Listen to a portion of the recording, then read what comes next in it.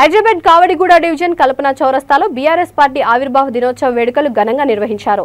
ఈ వేడుకల్లో ముఖ్య అతిథిగా పార్టీ గ్రేటర్ హైదరాబాద్ సీనియర్ నాయకుడు ఎంఎన్ శ్రీనివాస్ హాజరై పార్టీ జెండాను ఆవిష్కరించారు। అనంతరం స్వీట్లు పంచిపెట్టారు। ఈ కార్యక్రమంలో పార్టీ నాయకులు గురుదీప్ సింగ్, రవీందర్, ముప్పిడి నర్సింగ్, శివానంద గౌడ్, సుధాకర్ యాదవ్ తదితరులు పాల్గొన్నారు।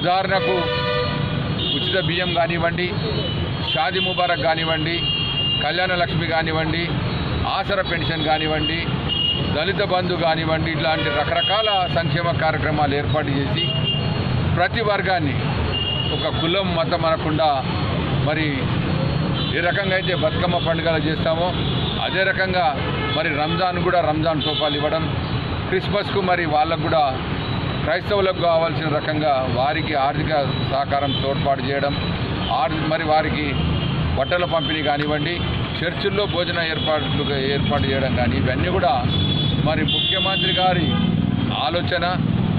ఏ రాష్ట్రంలో కూడా భారతదేశంలో ఉన్న రాష్ట్రాల్లో ఏ ప్రాంతంలో కూడా అభివృద్ధి చేయలేనటువంటి కార్యక్రమాలు, ఆలోచనకు తట్టనటువంటి కార్యక్రమాలు చేపడుతున్న వ్యక్తి, బీఆర్ఎస్ పార్టీ నాయకుడు, రాబోయే తరంలో మరి దేశానికి దశాదిశ నిర్దేశించే గొప్ప వ్యక్తి కేసీఆర్ గారు।